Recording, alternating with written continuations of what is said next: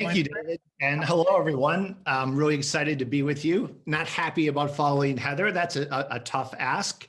But again, really excited. I have a presentation that's about 90 minutes long, and I'm determined to do it in 20 minutes. So apologies if I'm going to talk really fast, but I'm going to share my screen and get cracking.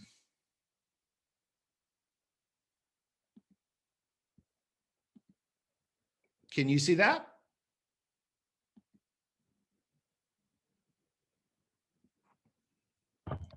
Yes, David? I'm looking at a blank white space. Okay, let me try that again.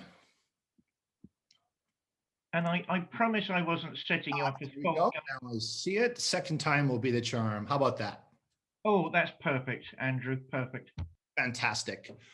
So once again, my name is Andrew Gough. I'm really excited to share with you what I call Race for the Relics of the Inner Earth, the forgotten legacy of the Nephilim. And if you've ever gone to like a speed dating event, then this is going to be the speed dating equivalent for the Hollow Earth. So I can only apologize if I talk quickly.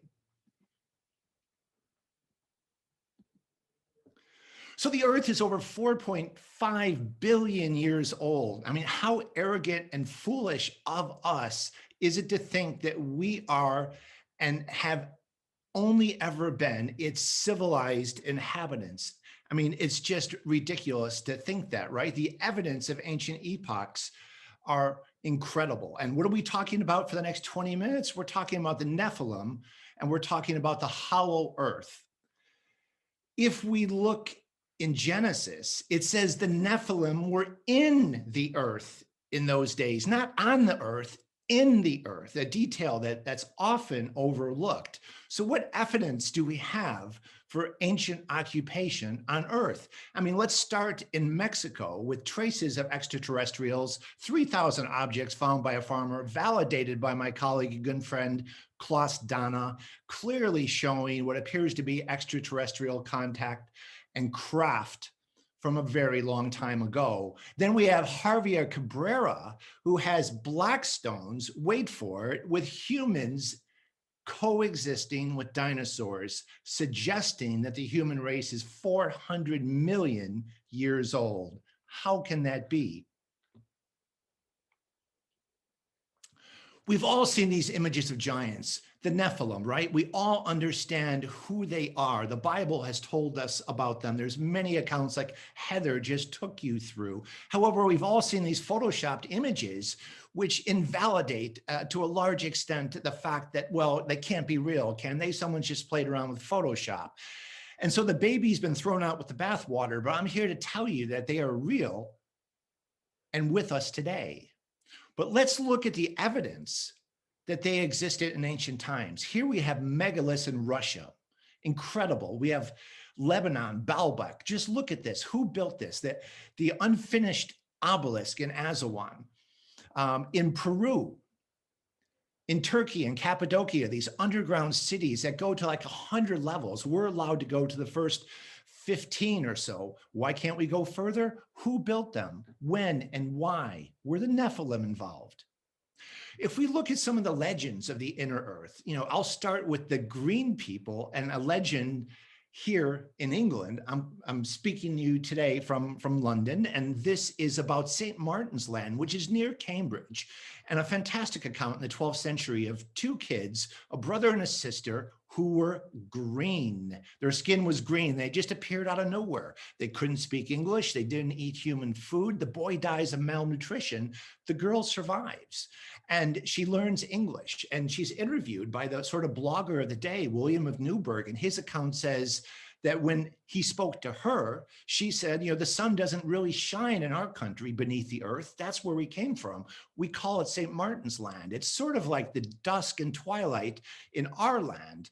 And she went on to say that over beyond a great river, there's another civilization that has a luminous sort of sun. So, she describes the fact that she's come from the inner earth and she's green, right? So it gets me thinking, who else is green skinned? Well, Osiris is green skinned, right? We always think of fertility, But what if it's something else? What if he's green skinned because he comes from the inner earth where there is the same kind of sun that we have? And what's his title? Of course, he's the god of the, wait for it, underworld. The Green Knight, a magical figure. Why was he called the Green Knight? His skin was green. What color was the devil? The devil was green. The Green Man, who we're going to celebrate here really soon on May Day, we think of fertility. The whole world has images of the Green Man, but what if it's not a fertility symbol? What if it's a symbol of the fact that he's come from the inner earth? We look at green land, and we know that the Vikings settled here and thrived for hundreds of years until they didn't. In 1450, they virtually disappeared. The Eskimo tradition says they traveled north and descended into the inner earth. Perhaps the best example, perhaps the best legend, best known legend of the inner earth is Aragatha. And we've all read Jules Verne, who, by the way, was an incredible initiate. So Journey to the Center of the Earth scientists, they go down these volcanoes, they go into the Middle Earth, and they find a mammoth, an unusual feature for Jules Verne to call out. And we'll come back to that a little later. Remember, mammoth. We have other famous writers of their tradition of the inner earth. Edward Buller Lytton, who coined "The pen is mightier than the sword," wrote that Coming Race, a very influential book about two miners who notice there's a luminous light in the floor of their mine, and they create this sort of device to allow them to descend down and investigate it. It breaks, they fall into this world, the lost civilization of Anna, who descended many thousands of years before Noah. And this idea that they found this idyllic Aryan race was an inspiration to Hitler for Mein Kampf. He also talks about viril. So we're first introduced to this notion of this energy, which can be used for warfare or for healing.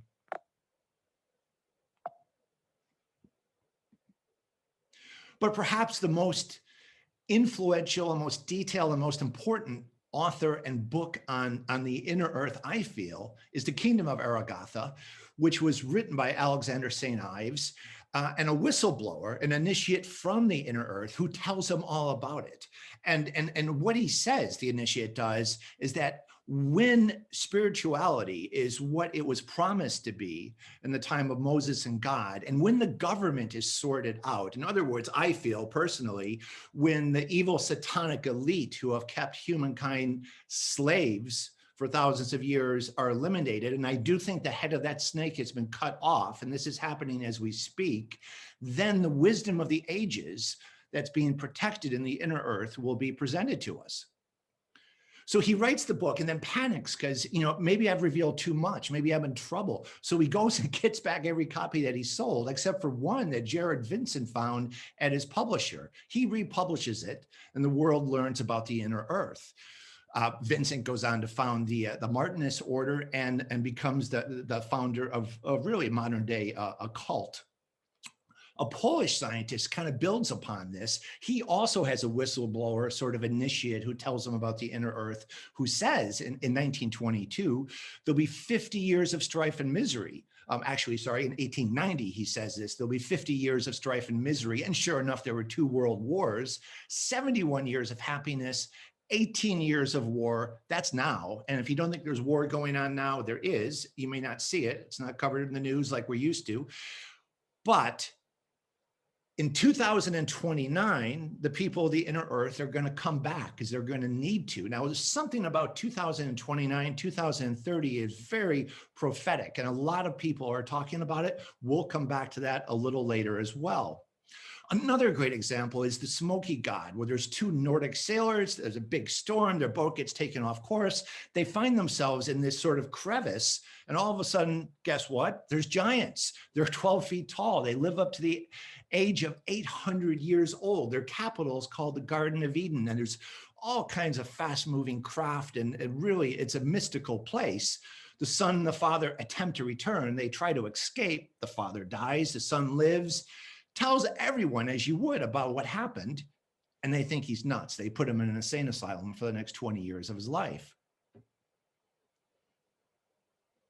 There are legends of the hollow earth and the people, the Nephilim, the other races who live there, on every single part of the globe, every culture has a tradition of the hollow earth. And perhaps there's none more famous than Shangri-La. And in 1985, the Dalai Lama, who claims to be the terrestrial representative of the quote unquote leader of the world in Shangri-La, said an amazing thing. He said, Shangri-La is a real physical place in the human realm, but if you don't have the right karmic connection, you can't go there. You can try, they're not going to let you. So if your ancestors are from there, then yeah, then you could probably find your way there. Someone who did find their way there is Admiral Richard Byrd, perhaps the most medaled American military person in history. And we're going to talk a little bit about his 46-47 Arctic expedition, which is called Operation High Jump. I mean, just look at this guy. Does he look like somebody who would make up these crazy stories? No, he doesn't. He looks like he's very, very credible indeed, but he keeps a diary because he has an inkling as to what he's going to find on this expedition. So he keeps a private diary. 3 hours into his flight, all the equipment starts to malfunction, and he thinks that's, unusual, and he's worried about it. 4 hours into the flight, there's a green valley below. How can there be a green valley below when you're in the North Pole, when you're in the Arctic? Then he sees a mammoth. How weird that he sees a mammoth. Jules Verne saw a mammoth. What's going on? Then he sees ships with swastikas on them. So we ask ourselves now, did he see ships that were German Nazi ships with swastikas on them? Do we know the Nazis claimed to have found the inner earth? Or because we know the swastika is an ancient sacred symbol, we know it appears in the Indus Valley temples alongside other really modern looking planes and war machines and tanks and that sort of thing, right? You've all seen those. So did he see a really ancient flying machine, or did he see a Nazi flying machine? Whatever he saw, it helped guide his plane to the ground. He saw this incredible city, crystal-like city, rose-colored, and he met with the master of the domain called the Aranini. And the master said, we sent some devices out in 1945 and you fired upon them. So that's the Second World War. Were these the famous Foo Fighters? But what he said that I really want to emphasize is that we see at a great distance a new world stirring from the ruins of yours, seeking its lost and legendary treasures. That's what I'm seeking. That's what Klaus Dana is seeking. So all the civilizations that have come before us have known that there's a time when we're going to need the history of arts and sciences and spirituality to be made available to us. And that is what he is saying to Byrd. And when that time arrives, we shall come forward to help revive your culture and your race. So Byrd, as you might expect, is pretty worked up about this. And he has an interview with a Chilean magazine, and the government says, you can't talk about this stuff. That's it, no more. And on his very last expedition, the last entry in his diary is, I have seen the land beyond the pole, the center of the great unknown. So Byrd has traveled to the inner earth, clearly. And have the Nazis? They say they have, right? And they even have instructions for U-boats as to how to get there, depths, where to turn, where to go, really detailed stuff. So that sounds fantastic, right? Lots of legends, authors, so-called initiates and whistleblowers from the inner earth. But what do scientists actually have to say about the concept of civilizations existing right now as we speak inside the earth? Well, let's start with Halley. He's pretty credible. They named a comet after him, right? So he's talking about the fact that there's multiple regions within the earth, each having its own atmosphere, being luminous, and wait for it, possibly inhabited. And at the poles, the gas that's escaping is causing the aurora borealis. Well, let's look at that. There's the pole, there's the aurora borealis, just like Halley is saying. Who else? How about Euler? Euler takes the theory a little bit further and talks about an element of an inner sun. Now, we've heard that before from the green children of Woolput. But now Gauss takes it even further and says the hollow earth is accessible at the poles. Symes takes that even further, and look at his images, his drawings, because when we look at the NASA photos of the North and South Pole, you're in for a treat. They look just like this. So they launch an expedition based upon his research. And just like Bird found, and just like others who claim to have been to the inner earth, you don't just, boom, turn a corner and you're there. All of a sudden, the sky inverts, the stars aren't the same. You remember Bird saw a green valley, then he saw a mammoth. So things change very, very slowly. And they claim to have met with the inhabitants of the inner earth called the Simonians. Reed Teed takes it even further, and I wish we had time to elaborate on this. He says, guess what, folks? We're not on the outside of the planet. We're in the inner earth. Very interesting concept. Let's look at what the science tells us. NASA, 1967, image of the North Pole. Come on, are you kidding me? It's wide open. Well, how come we don't see those anymore? Well, they're redacted with this sort of white foggy stuff. You can see the redaction on the top images. The bottom image is unredacted. Okay, so that's NASA. Maybe they were just having a laugh. How about Europe? What does Europe have to show? Well, ESA shows a gaping hole in the pole. Okay, well, maybe they're making it up as well. How about Russia, for instance? Boom, there you go. An open pole with light emanating from it, just like Haley suggested. Well, maybe that's all a lie. How about the other planets? Look at Saturn. What the heck is that on the North Pole of Saturn? Are you kidding me? It's a hexagon. Is that redaction? Or what is it about the poles that are so special?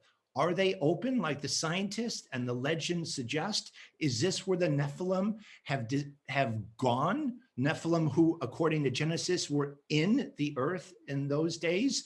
Brian Cox, the British professor, says, you know, you don't see life on other planets. It's probably because it's beneath the planet. You know, maybe he's right. I did a show, What on Earth? We looked at the Russian borehole. It goes down 8 miles into the ground. For Discovery Channel, they found that there's fossils down there. Fossils 8 miles in the ground and more water beneath the surface of the earth than on the surface. Absolutely incredible. So Project Restoration, unearthing these treasures, is what Klaus, Donna, and I are focusing on. Project Restoration. Now, we're going to go back to Alexander St. Ives because he tells us what we really need to know about what's been buried and why. The reader should picture in his mind a colossal chessboard all across the earth with chambers. All the splendors of humanity have been saved in these chambers. For many centuries, they've kind of tried to write the arts and sciences in a common language that can be understood in the future. And again, they contain all the arts and sciences for the past 50 to 60,000 years. But the really ancient stuff is below the surface, below the oceans, according to the initiate. And again, when Europe gets its act together spiritually and from a government perspective, and when we break free of this Adonic elite rule, then it will be safe to give us this information that will relaunch our civilization with free energy and all that kind of stuff, for instance, Tesla was talking about. But woe to the curious who tries to find it before that time. You may succeed in getting into these chambers, but if you go into the chambers of the Nephilim, no one's going to hear you scream. You're not going to know what you're looking at. You're not going to understand it, and you're never going to come out. Project Restoration is about revealing the treasures of antiquity for the benefit of humanity now. And this is really Klaus Donna. I'm just lucky enough to be working for him. So about our technique, it's a bit of old school. It's a bit of new school. When I say technique in finding these chambers, because that's what we're doing. It's 100% proprietary, so please don't ask. How did the Knights Templars know where to bury their treasure? It's the 12th century, times are hard. You've been all over the world, you have all these relics. Build a castle, have a good life, take it easy. No, you bury it, but you bury it in a spot where there's already other things buried deeper. Celtic appears to be about 22 meters, or at least that era. There's repeatable chambers found across the earth at 36 meters. We don't know who has put them there or what's there. And at 67 meters is the most repeatable level of chambers all across the world. A colleague asked me, are you sure that couldn't be 66.6 meters? I said, no, that's ridiculous. Don't even suggest that, but we'll look at it. It is 66.6 meters, and they've been put there by the Greys. So how do they all know where each other has buried the history of arts and sciences for mankind? We did a 2-hour special for the Discovery Channel on Forbidden History, episode 1. I go and visit Klaus in the Philippines, where he is using this technique to find the lost chambers of Yamashita's gold, 200 meters down. Project Restoration, concluding thoughts. Is there a time machine, or is history predetermined? Whistleblower, priest from the Vatican say there is a time machine. Well, we have a book written 4 decades ago that called out coronavirus in Wuhan. Come on, how can that be? And it will return in 10 years. 10 years is when the people of the inner earth, the Nephilim, are said to return. Can the Simpsons predict the future? It would appear so, right? It's almost comical. But my last slide is less comical. The Mummy with Tom Cruise features London and the discovery of a Knights Templar tomb, so important that it changes history. But it's discovered because the Crosstown Rail project has been delayed. The Crosstown Rail project is a real project in England. And guess what? It's delayed. My Illuminati contact has told me that before the film came out. It's delayed because they're looking for these chambers and some very, very important things that are necessary for humankind today. Let's hope we find them soon. Thank you for your patience as I spoke awfully quickly.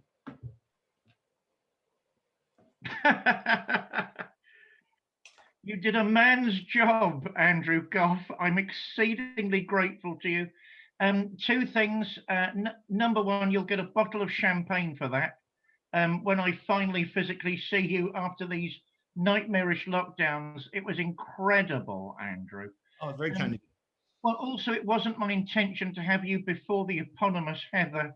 It was trying to keep you 2 separate in the schedule, but technology being what it is, we had to juggle a few things, so my apologies for that. I know she's a hard act to follow, but my God, so are you. So are you. It was sort of like the Beauty then the Beast, and you know, there you go. Yeah. Which one was which? Anyway,